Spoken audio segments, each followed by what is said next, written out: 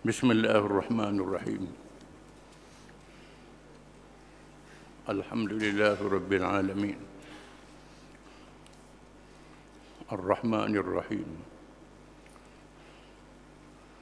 مالك يوم الدين إياك نعبد وإياك نستعين اهدنا الصراط المستقيم صراط الذين أنعمت عليهم غير المغضوب عليهم ولا الضالين آمين والصلاة والسلام على رسول الله وعلى آله وصحبه ومن تبعه ونصره ووالاه ربنا زدنا علما وارزقنا فهما وحكمة.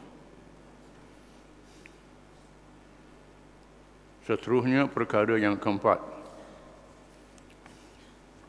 boleh membatalkan Islam seseorang yang telah Islam,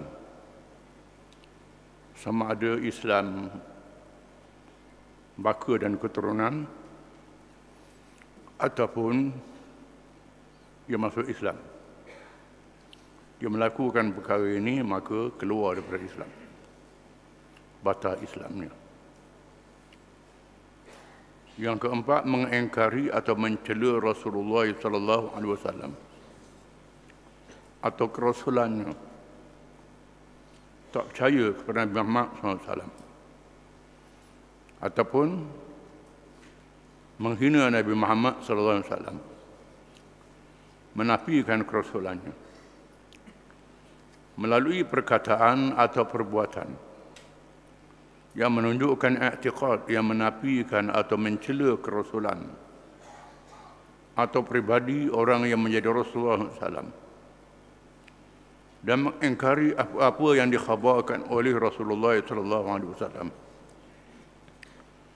seperti tentang kebangkitan selepas mati, tentang mahsyar, hisab, mizan timbangan amalan, sirat, syurga, neraka dan lain-lain lagi daripada perkara-perkara gaib. Begitu juga mengingkari Al-Quran dengan apa cara sekalipun, kerana Al-Quran itu disampaikan oleh Rasulullah SAW bahawa ianya daripada Allah Subhanahu Wa Taala.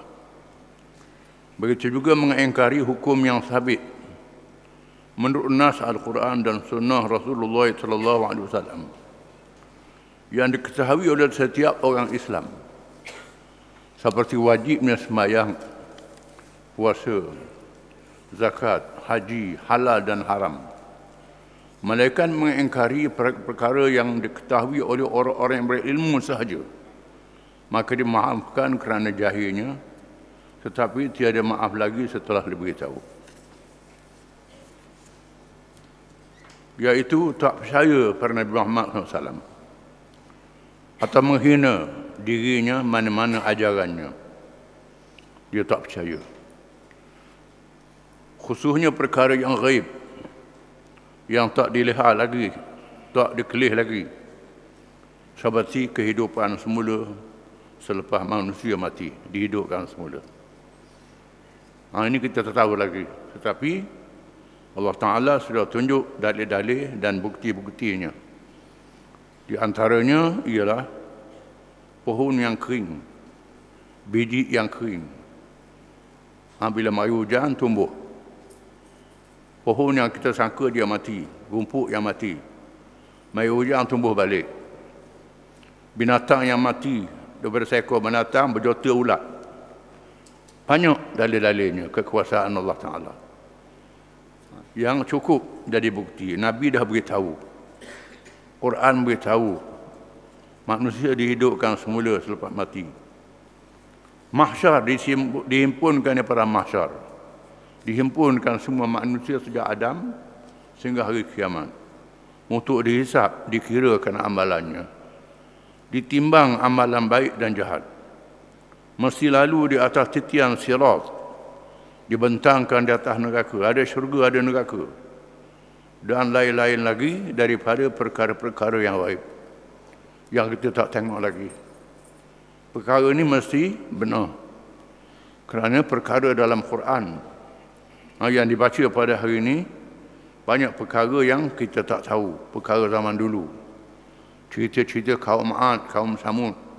Mana kita tengok, mana kita pergi tempat itu. Tetapi sekarang ni ada bukti, betul-betul. Melalui mereka yang gali macam-macam, jumpa bahan-bahan sejarah.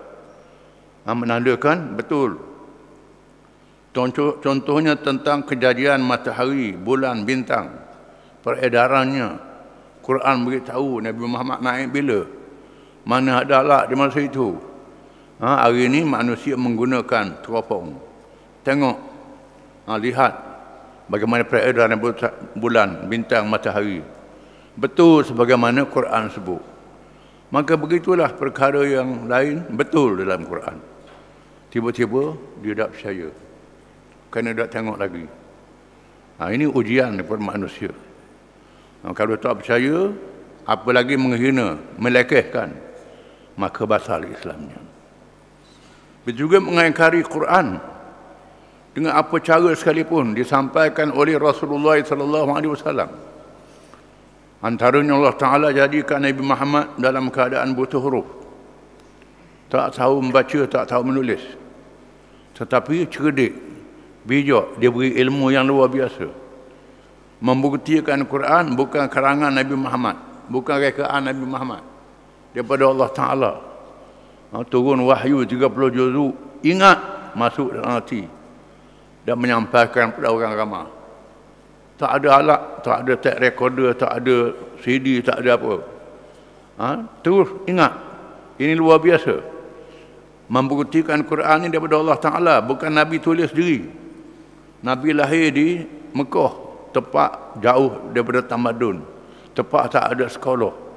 Ummiyin, rakyatnya buta huruf. Tak banyak yang tahu, segelintir, tak ada tempat belajar. Tetapi dia beri ilmu dengan Quran. Quran adalah mukjizat ilmu. Melemahkan segala ahli-ahli ilmu dalam semua lapangan, semua bidang.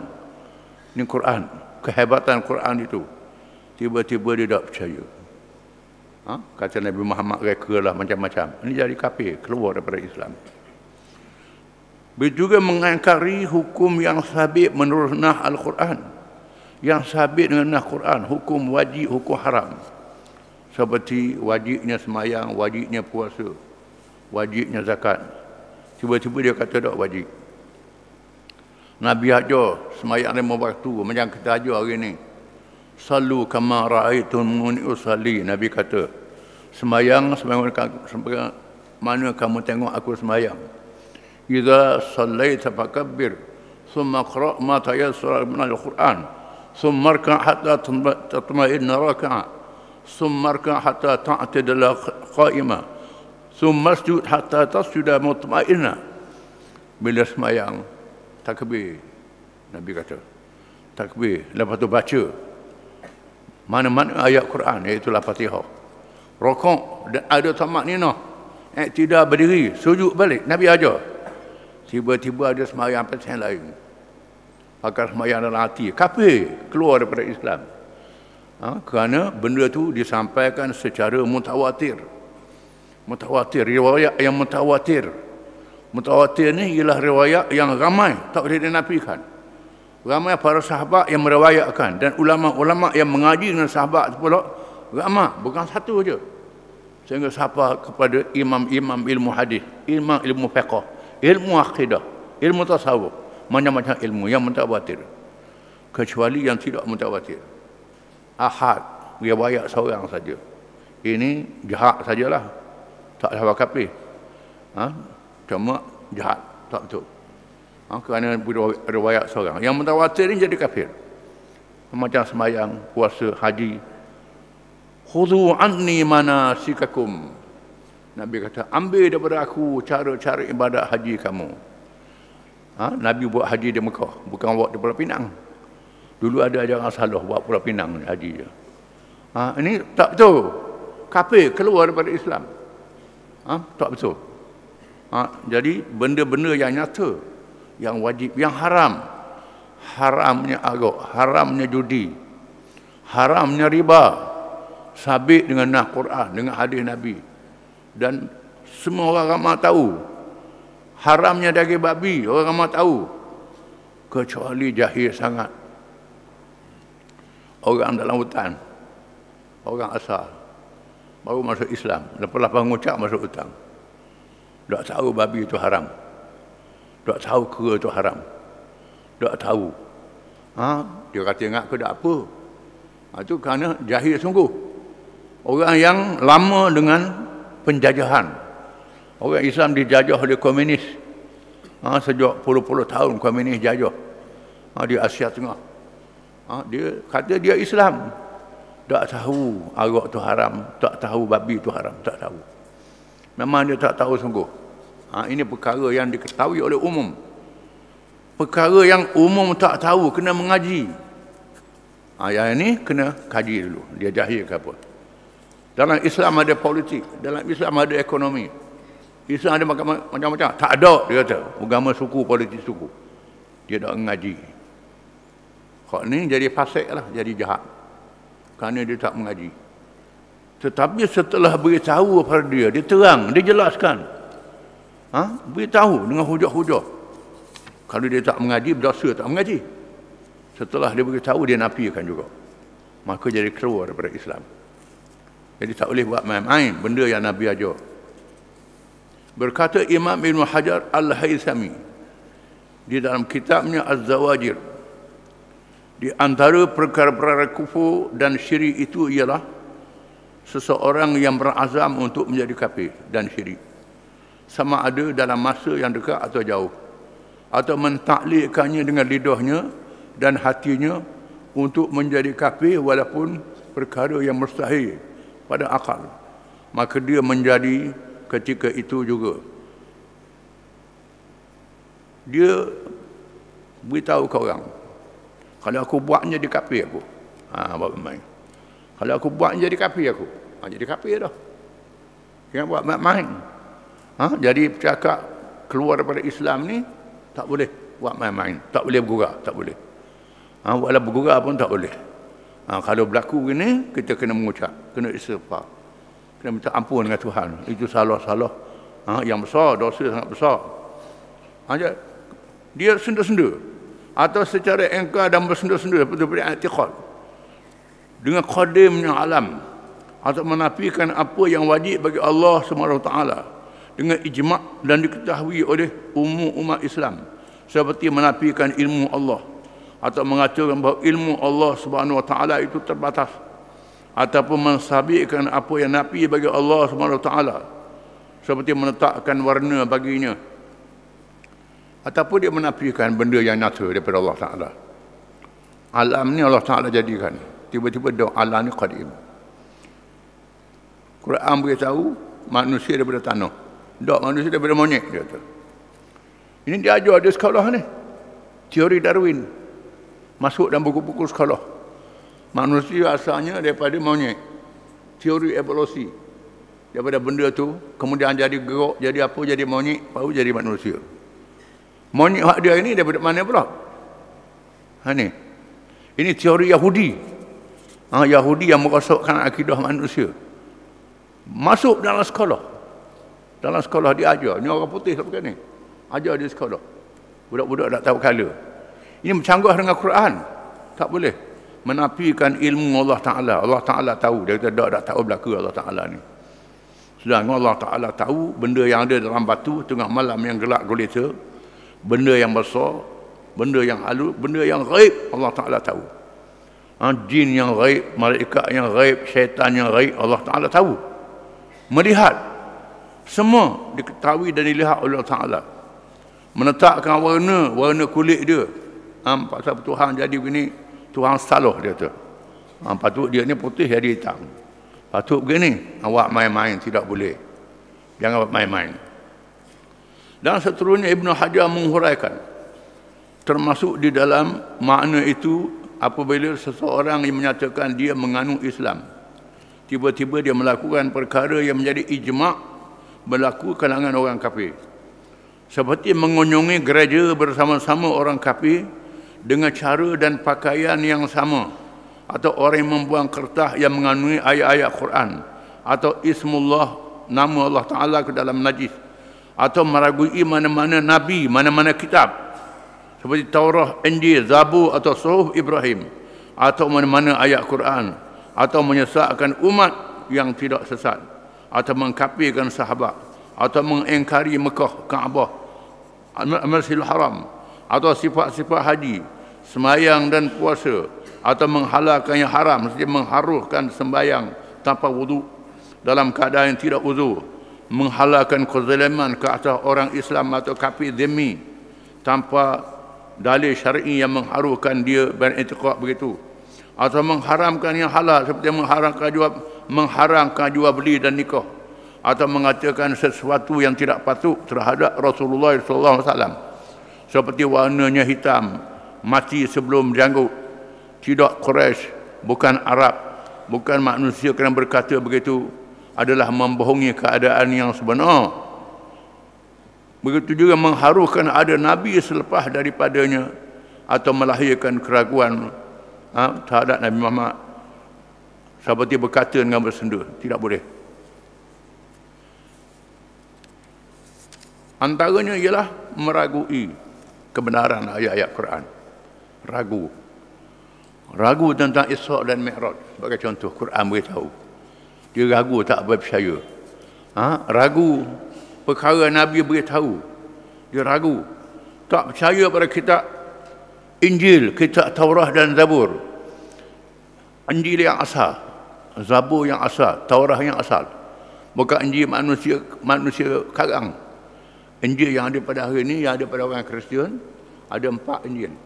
Asalnya beratus-ratus Injil. Itu sudah direka oleh orang, sudah dibuat. Di sana ada Injil yang asal. Dia tak percaya pada Injil yang asal, Taurah yang asal.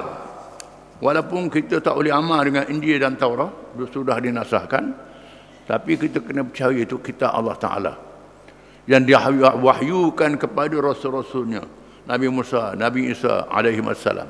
Kita kena percaya. Kena percaya pada semua itu. Percaya adanya Mekah, adanya Kaabah. Mekah mana ada, tak ada dalam dunia Mekah, dia kata. Buat main-main. Ini benda sebut dalam Quran. Mempermain-main, menghalal yang haram, mengharang yang halal, mengharuhkan yang wajib. Sembahyang tak wajib, tak payah wudu, tak ada uzur apa-apa, kecuali kerana uzur. Kerana uzur syar'i, kerana tak ada air, boleh tayamum. Boleh tayamum. Mazhab Syafi'i kata tayamum dengan debu, seluk. Mazhab lain kata dengan batu pun tak apa. Ada mazhab kata dengan dinding pun tak apa. Mazhab kata begitu. Ini khilaf ulama. Ganti udah berlalu. Masalah mazhab Syafi'i itu cerita lain. Mazhab lain kata boleh benda yang ada atas tanah sa'i dan tayyibah. Apa yang ada atas tanah. Itu khilaf ulama dalam masalah ini. Kita tengok ada orang dia ambil tayamum pakai sapu tangan dinding. Yang kata ini ada mazhab mengatakan begitu. Kecuali tak ada mazhab, tak payah ambil sembahyang, tak payah tayamum, pakai berok ke sembahyang begitu saja, tak payah apa. Itu salah. Itu tak betul. Benda yang nyata haram dengan nas Quran atau dengan qiyas. Nas Quran ni ialah ayat adalah haram. Qiyas ni ialah dada, candu, tak ada sebut dalam Quran. Tetapi sebabnya mabuk. Mengapa arak diharamkan? Kerana mabuk. Maka candu, dadah juga mabuk, pia kuda juga mabuk, maka haram. Itu qiyas. Sebab yang sama, alasan yang sama. Dia kata dia minum tak apa, tak mabuk pun, walaupun tak mabuk, tetap mabuk. Asalnya adalah mabuk, walaupun dia minum tak apa, dia degil, tapi tetap diharamkan kerana ada penyakit-penyakit yang lain. Ada unsur-unsur yang membawa penyakit, maka Islam mengharamkan. Tiba-tiba dia kata halal, tak boleh. Ini tak boleh, diharamkan. Begitulah menghina Nabi Muhammad dengan apa-apa cara sekalipun. Seperti dia bersenda, saya tidak tahu sama ada yang dibangkitkan di Mekah atau mati di Madinah atau orang lain. Atau mengatakan jadi Nabi itu boleh diusahakan. Atau menyatakan wali itu lebih tinggi martabat daripada Nabi. Wali tinggi daripada Nabi. Tak boleh. Tak boleh. Yang kata itu. Ini setengah orang tasawuf. Tinggi sangat tasawuf dia jadi sesak. Tasawuf tinggi sangat dia sesak. Siapa wali lebih daripada Nabi. Kita kena sedar Nabi ini tinggi pada wali. Rasul tinggi pada Nabi. Rasul ulul azmi tinggi pada rasul-rasul yang lain. Termasuklah Nabi Musa alaihi salam lebih tinggi daripada Nabi Khadir. Walaupun Tuhan suruh Nabi Musa belajar dengan Khadir, mengaji dengan Khadir, tapi martabatnya Nabi Musa lebih tinggi. Nabi Musa ni rasul dan ulul azmi.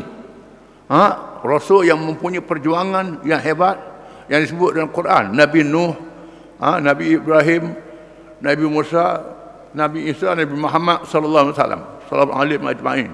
Ini 5 rasul ulul azmi. Ini tinggi. Walaupun dia pergi belajar dengan Nabi Khadir, Nabi Khadir tahu beberapa ilmu hakikat yang Musa tak tahu dalam bab itu saja. Tapi dalam bab lain Nabi Musa lebih. Di sisi Allah Taala Nabi Musa lebih pada Nabi Khadir alaihi salam. Ini ada orang tasawuf ni Nabi Musa ni Khadir ni tinggi daripada Musa lagi martabat. Itu tak boleh. Salah. Khadir ni khilaf ulama. Ada ulama kata dia wali. Ada ulama kata dia nabi. Itu khilaf. Tapi Nabi Musa ni tak khilaf lagi.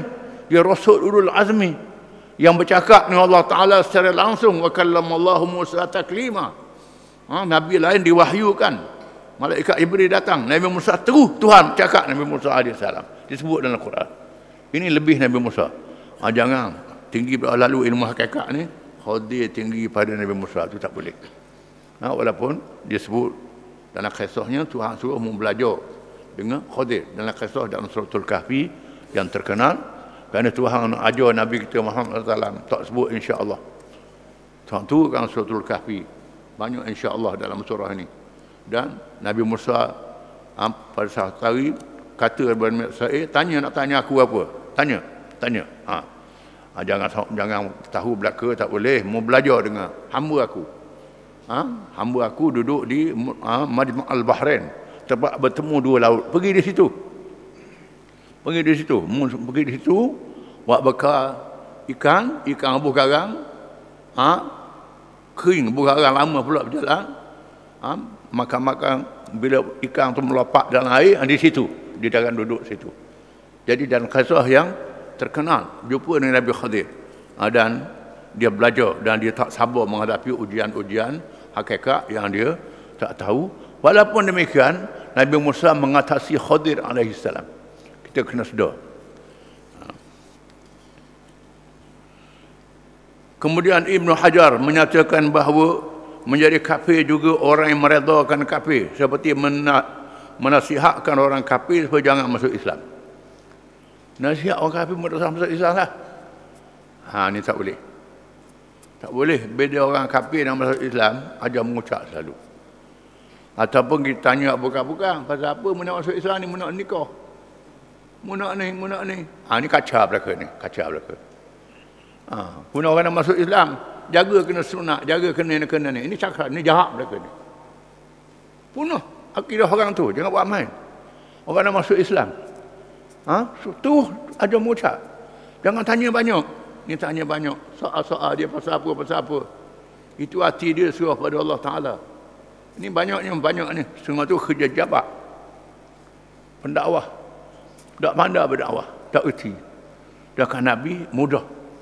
Orang nak masuk Islam, mudah. Terus ajar mengucap lalu. Terus ajar mengucap. Jangan tangguh-tangguh lagi. Registrasi rasmi ni, itu registrasi undang-undang. Undang-undang kalau dia mati, ada bukti dia masuk Islam. Undang-undang kena ada juga. Tetapi belum dia pergi ke jabat agama, ajar mengucap dulu. Jangan kena bawa dia lah, dia tak erti. Sedangkan masuk Islam tu mengucap 2 kalimah syahadat saja. Bila nak masuk Islam, tu ajar mengucap 2 kalimah syahadat. Kalau tak erti dalam bahasa Arab, dalam bahasa apa sekalipun tak apa. Asal dia percaya bahawa Allah Ta'ala sahaja Tuhan, Nabi Muhammad tu Rasul, dengan bahasa apa. Lepas tu barulah bawa cara rasmi. Kerana nak sah dari segi undang-undang, itu cerita lain.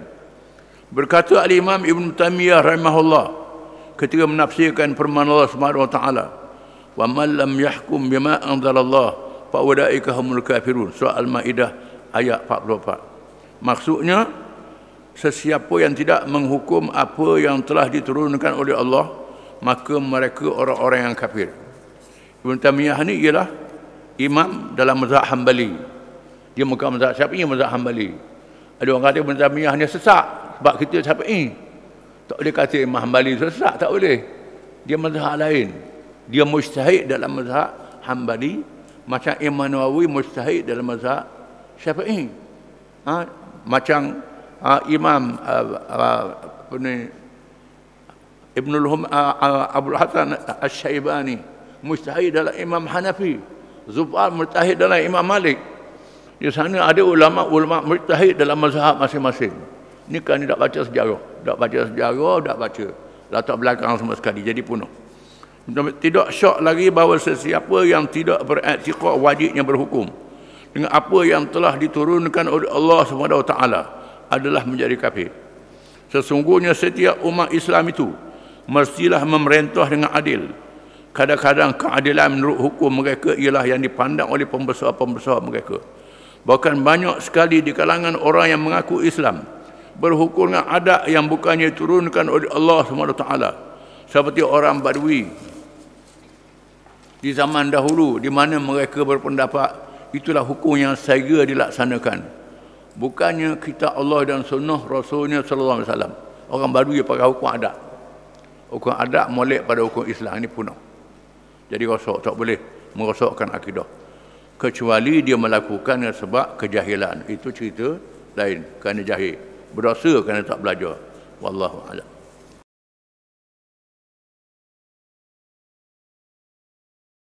Bismillahirrahmanirrahim. Pengenalan Sayyidina Abu Bakar radhiyallahu anhu. Pribadi Sayyidina Abu Bakar. Nama asal Sayyidina Abu Bakar As-Siddiq radhiyallahu anhu ialah Abdullah bin Utsman Abu Quhafah bin Amir Al-Qurashi At-Tamimi, daripada Quraisy, daripada keturunan Bani Tamim. Ahli sejarah meriwayatkan bahawa nama asal Abu Bakar ialah Abdullah dan dikenali dengan panggilan Atiq, nama gelaran dalam kalangan penduduk Mekah sebelum dan selepas memeluk Islam. Adapun panggilan Abu Bakar itu ialah kunyah, yakni nama sanjungan beliau yang bermakna awal. Nama yang diambil kerana beliau orang yang terawal masuk Islam. Dinamakan Abu Bakar, Bakarnya orang yang awal. Dia awal masuk Islam. Abu Bakar radhiyallahu anhu juga salah seorang pemimpin Makkah yang dihormati kerana berakhlak mulia sejak awal sebelum menganut Islam.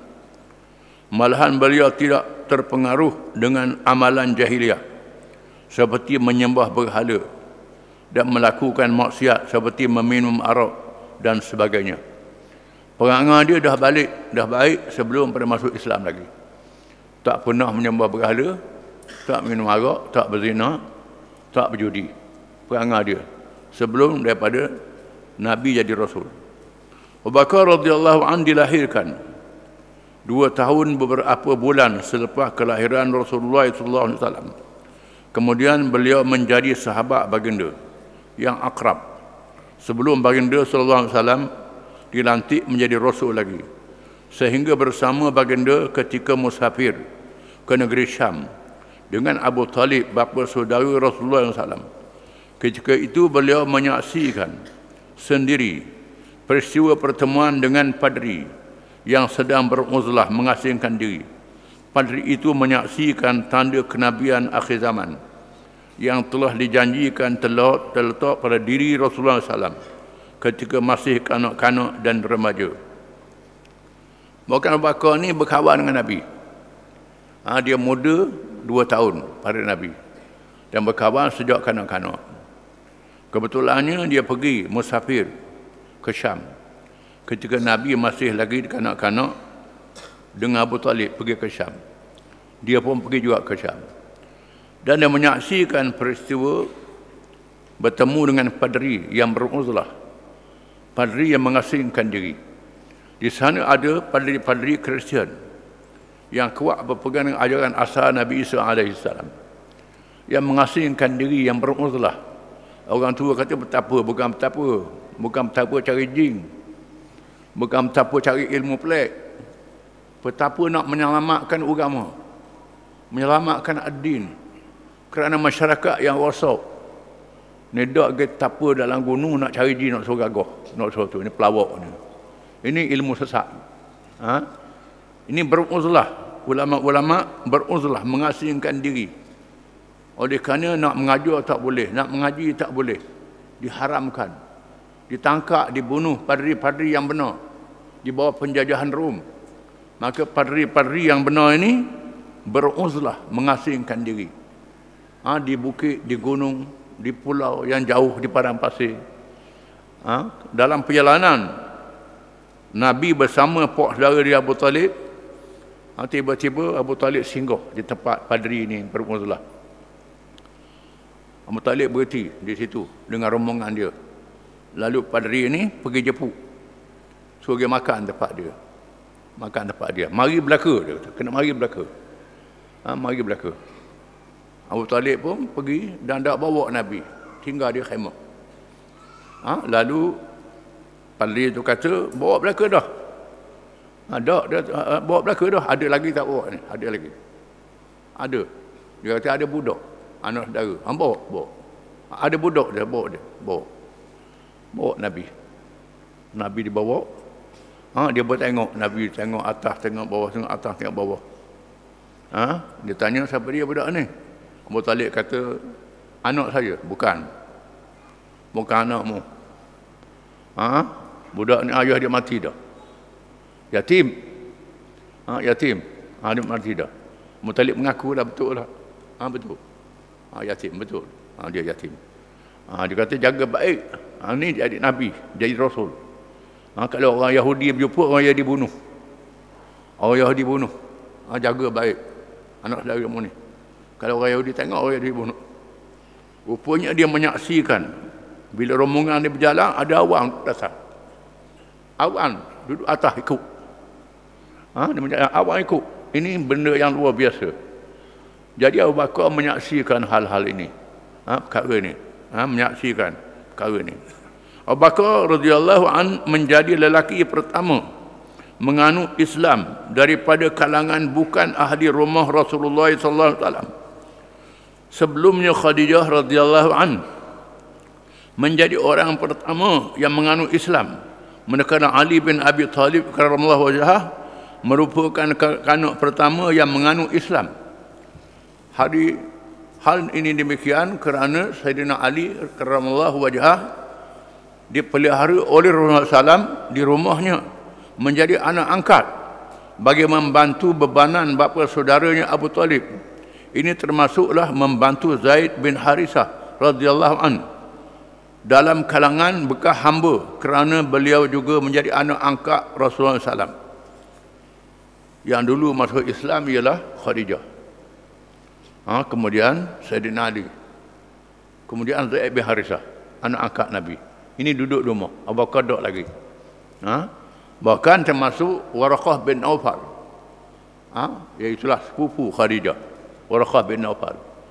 Seorang padri yang mengaji agama zaman dulu. Bila Nabi menerima wahyu daripada Allah Ta'ala, balik dari Gua Hira dalam keadaan demam.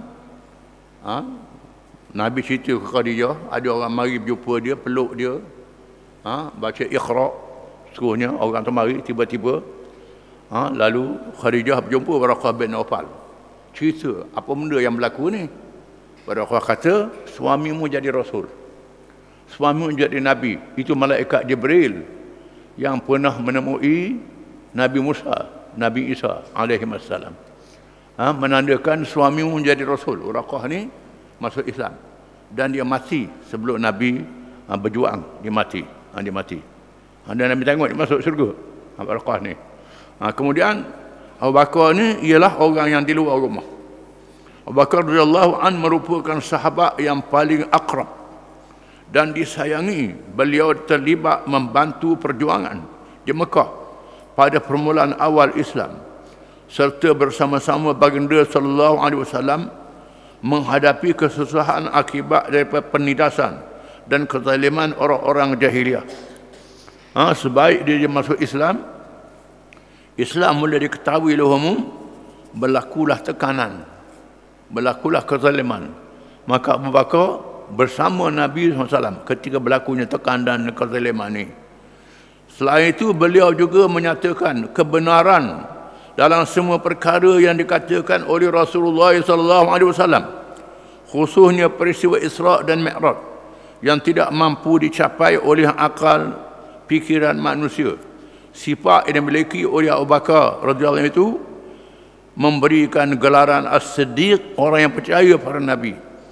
Bahkan beliau juga mendahului orang lain dalam membenarkan semua perkara yang dinyatakan oleh Rasulullah SAW. Antara kehebatan dia boleh memahami ajaran Nabi. Ini Nabi sungguh yang tak boleh kesal oleh akal manusia. Antaranya bila Nabi dijemput pada malam Isra' dan Mi'raj menjadi tetamu Allah Ta'ala, pergi ke Baitul Maqdis dalam masa satu malam, naik ke langit.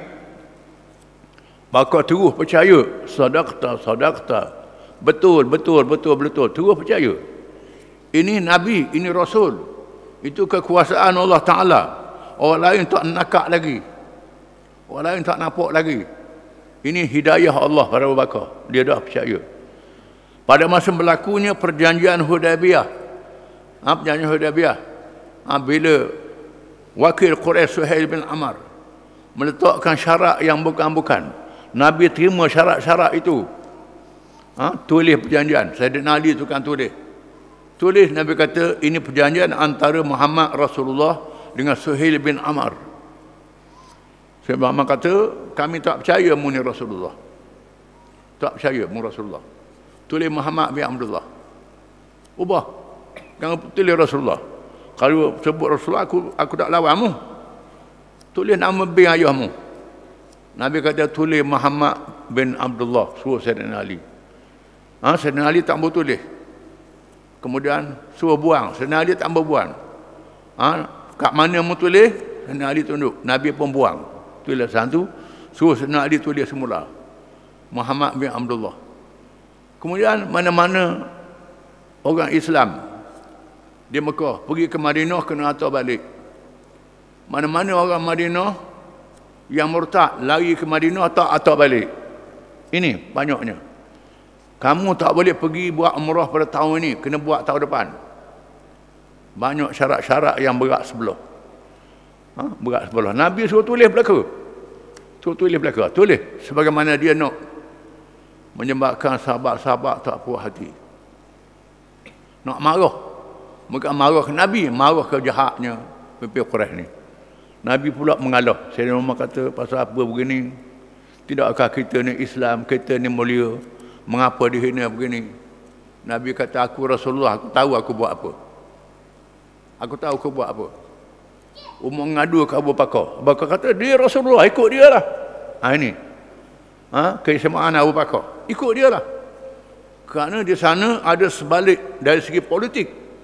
Bila mereka terima perjanjian Hudaybiyah, mereka iktiraf Madinah adalah sebuah kerajaan yang sah. Ini penting dulu dari segi politik. Umrah tangguh dulu, buat tahun depan. Tak apa. Bila dia sign perjanjian ini, dia iktiraf Mekah adalah Madinah sebuah kerajaan yang sah. Ini penting. Lepas tu kalau dia lawan pula, dia langgar perjanjian. Ini. Jadi Abu Bakar nampak, orang lain tak nampak. Ini keistimewaan. Termasuklah kita akan baca kisahnya. Bila Nabi menugaskan bala tentera Usamah yang terlalu muda memerangi Rom.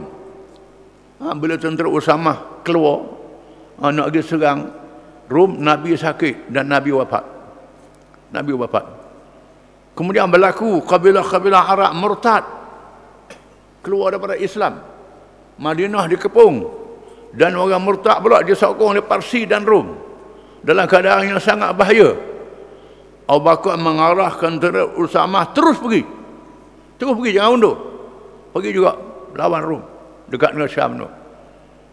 Ini negeri dalam keadaan bahaya, dalam keadaan yang sangat bahaya. Suruh juga macam mana sahabat-sahabat yang lain tak erti nak fikir. So Saidina Umar pergi jumpa Abu Bakar, larang, jangan suruhlah, kita dalam keadaan bahaya. Abu Bakar terus pegang janggut Saidina Umar, pegang kepala dan mengatakan, ajabarun fil jahiliyah wajabanun fil Islam. Adakah mu ni samsing masa jahiliyah, masa Islam mu penakut? Kata Abu Bakar Umar. Umar terduduk, tak kata apa. Ini kerana Abu Bakar memahami strategi peperangan. Artinya untuk menunjukkan Islam ada kekuatan. Tentera Usamah tidak ke mana, Madinah boleh bertahan lagi. Boleh bertahan. Bila tentera Usamah pergi juga menghadapi Rom, kabilah Arab tengok, kuat lagi ni. Setara kuasa besar dunia pun nak lawan. Kalau kita apa sangat. Ini perang psikologi, orang panggil. Perang psikologi. Perang saraf. Ini Abu Bakar pintar dalam masalah ini. Orang lain tak nampak. Ini kepintaran Abu Bakar. Terdapat satu hadis yang menjelaskan bahawa Rasulullah SAW mengalami tekanan serangan musuh di medan peperangan Uhud. Ketika berundur mengambil tempatnya di atas bukit itu bagi meneruskan serangan balas ke atas musuh. Tiba-tiba bukit Uhud bergoncang. Pada waktu itu Rasulullah SAW ditemani oleh Abu Bakar radhiyallahu an, Umar radhiyallahu an, dan Utsman radhiyallahu an. Rasulullah SAW bersabda, "Usbut Uhud, fa innama 'alaika nabiyyun wa siddiqun wa syahidani." Tenanglah wahai Uhud, sesungguhnya berada di atasmu ini adalah seorang nabi, seorang siddiq, dan dua orang syuhada, Umar dan Utsman. Bila Nabi berundur untuk ambil strategi baru dalam perang Uhud yang dikepung. Bila markah tentera Islam dikepung, Nabi mengambil langkah berundur di tepi bukit Uhud untuk melancarkan serangan balas. Masa Nabi duduk atas batu bukit Uhud, duduk congok tu dengan sahabat dia Abu Bakar, Umar, Utsman, 3 orang, 4 orang. Nabi, Abu Bakar, Umar, Utsman duduk. Tiba-tiba bukit Uhud bergoncang. Lalu dia kata, "Wahai Uhud, jangan bergoncang, diam. Tahu ke siapa yang ada di sini? Ada di sini Nabi, iaitu Nabi sendiri. Ada di sini Siddiq Abu Bakar. Dan 2 orang syahid, iaitulah Umar dan Utsman. 2 orang ini mati syahid. Ini 2 orang ini yang dimulia oleh Allah Ta'ala. Itu ada riwayat Al-Bukhari, At-Tirmizi dan lain-lain. Abu Bakar radhiyallahu anhu ialah seorang peniaga yang berjaya sebelum beliau memeluk Islam lagi. Bahkan beliau sanggup mengorbankan harta dan jiwa raga di Mekah. Harta milik beliau dihabiskan untuk membebaskan hamba-hamba yang menganut Islam setelah diseksa oleh pemilik-pemilik mereka, sehingga perkara tersebut telah menjejahkan perniagaannya. Wallahu a'lam.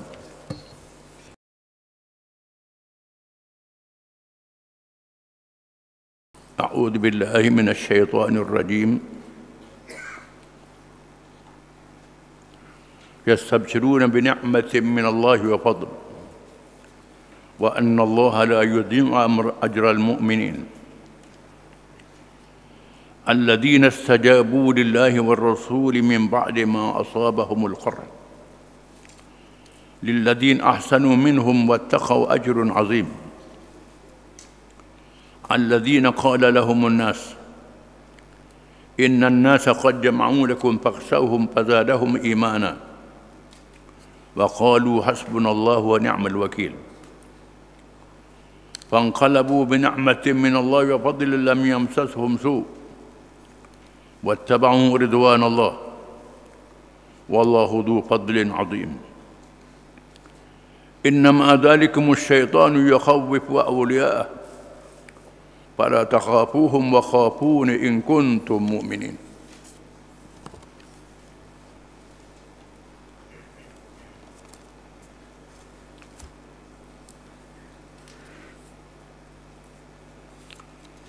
Mereka, yakni ruh orang-orang mati syahid, bergembira dengan balasan nikmat diberi Allah dan limpah kurnianya.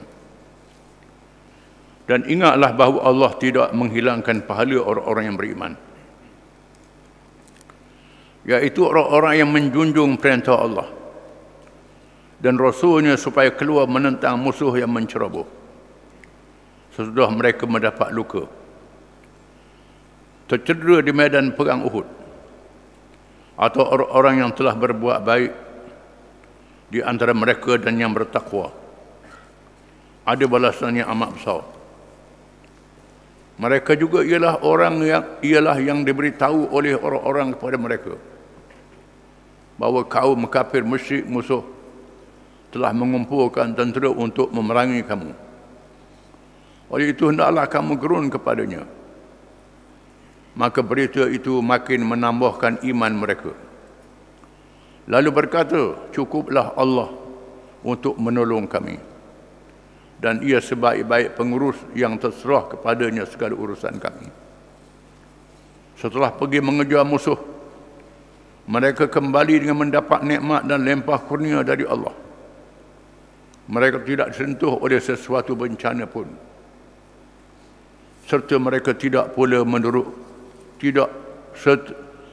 mereka pula menurut keredaan Allah. Dan ingatlah Allah mempunyai limpah kurnia yang besar. Sesungguhnya pembawa berita yang demikian itu ialah syaitan, yang bertujuan menakut-nakutkan kamu terhadap pengikut-pengikutnya kaum kafir musyrik. Oleh itu janganlah kamu takut kepada mereka, tetapi takutlah kepadaku. Jangan cuaikan perintahku, jika betul kamu orang-orang yang beriman.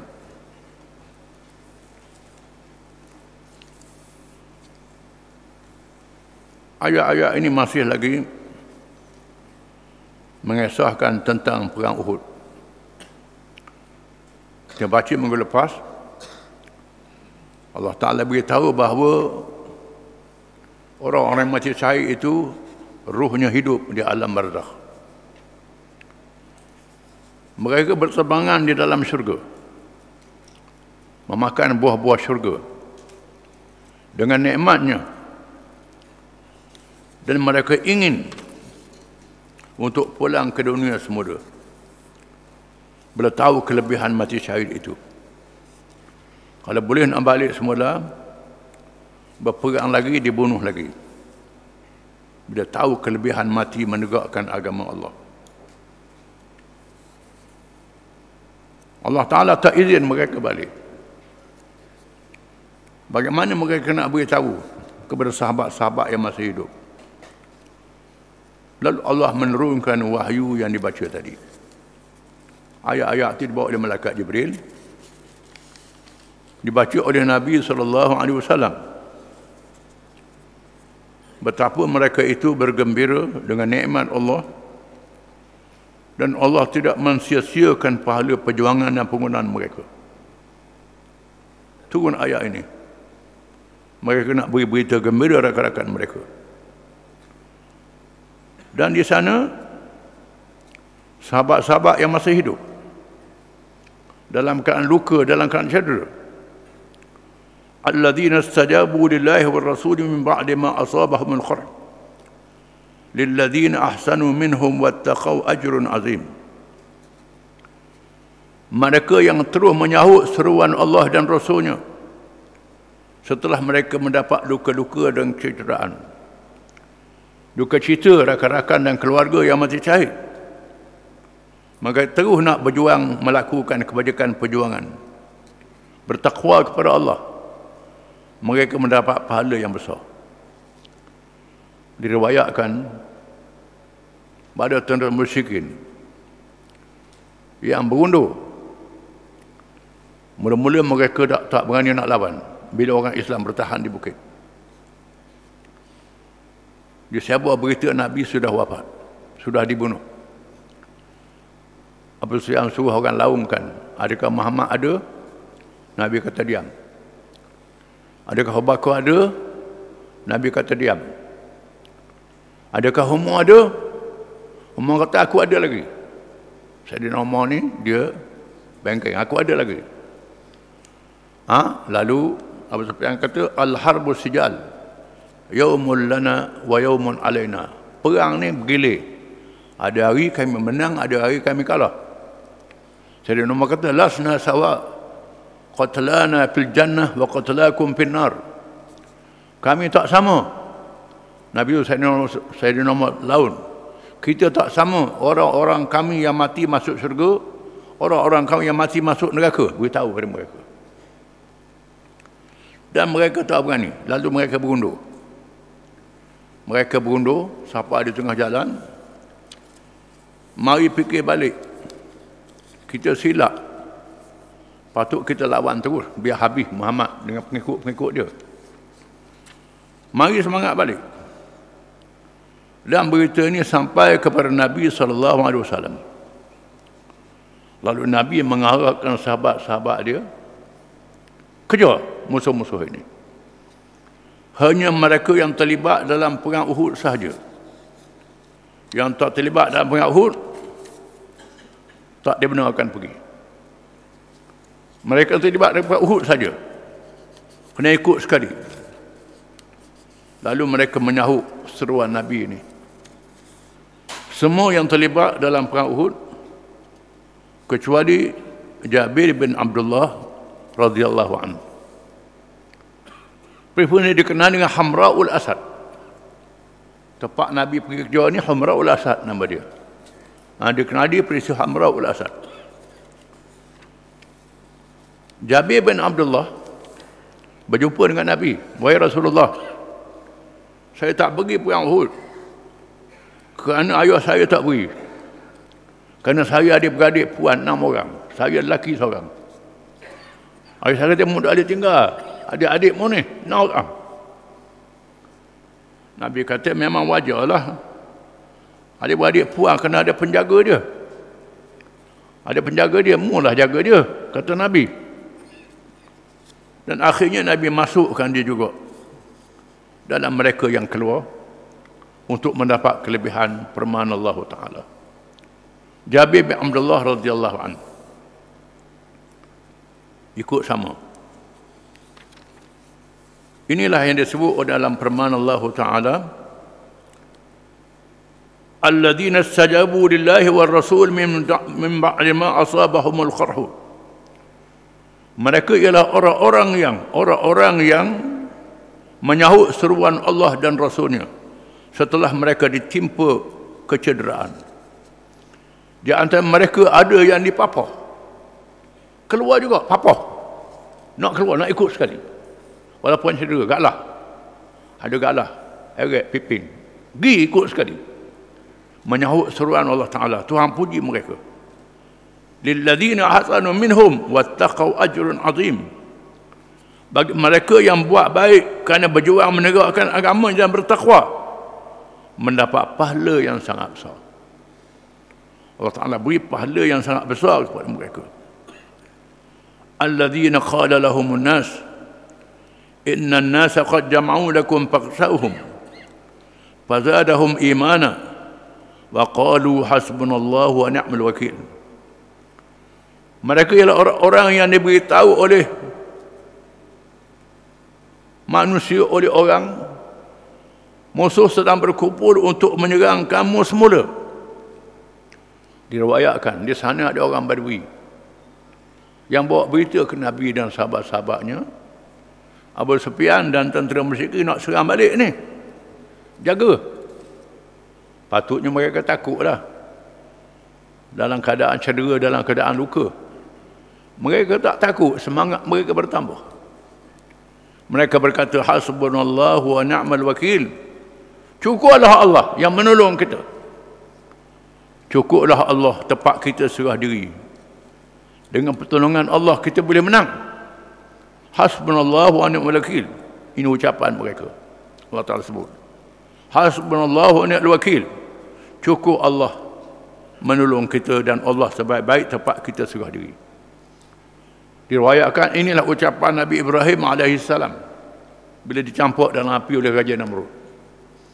Hasbunallahu wa ni'mal wakil. Cukup Allah tempat kami serah diri, kami dapat pertolongan daripadanya.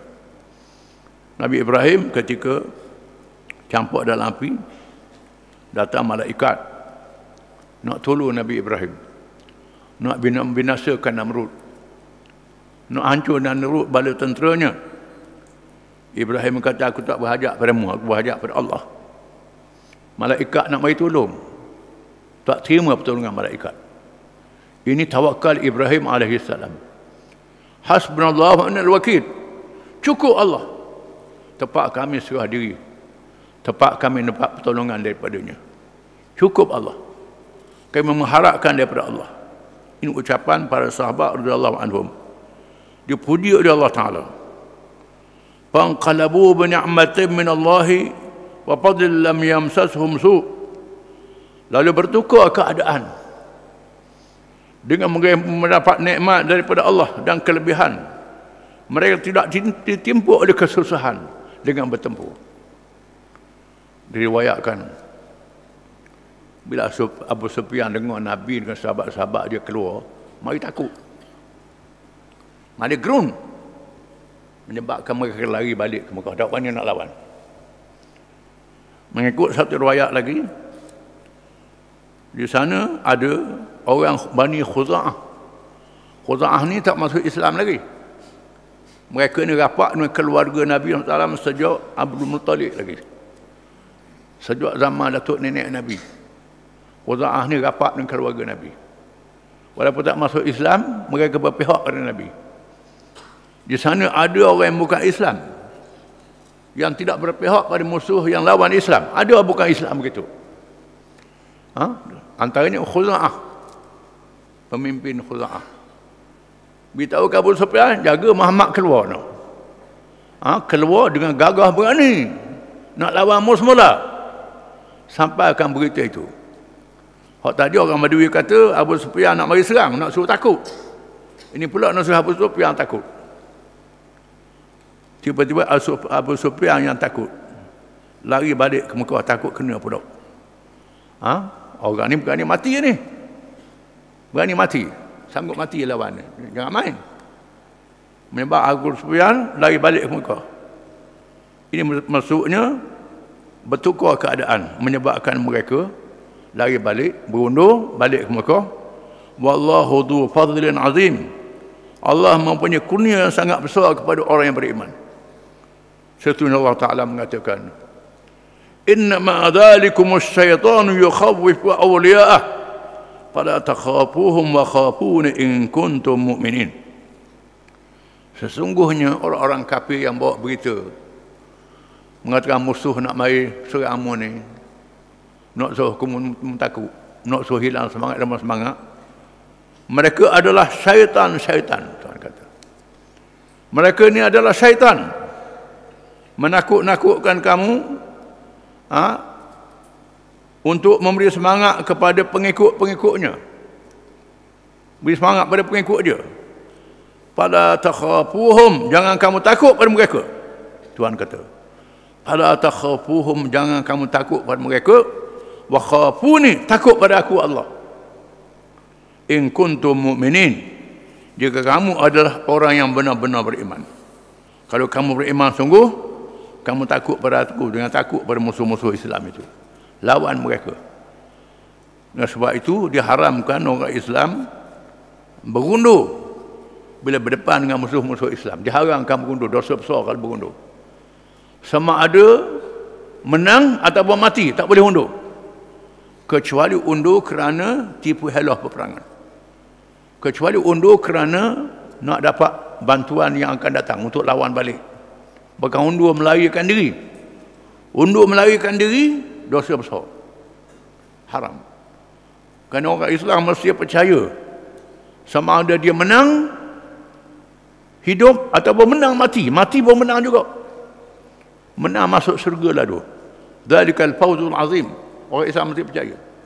Dengan sebab itu ketika menghadapi musuh-musuh Islam, diharamkan berundur. Tak boleh berundur sekali-kali. Ini keistimewaan yang ada pada orang yang beriman, yang berjihad menegakkan agama Allah. Tak takut walaupun musuh lebih besar sekalipun, dia tak undur. Wallahu a'lam.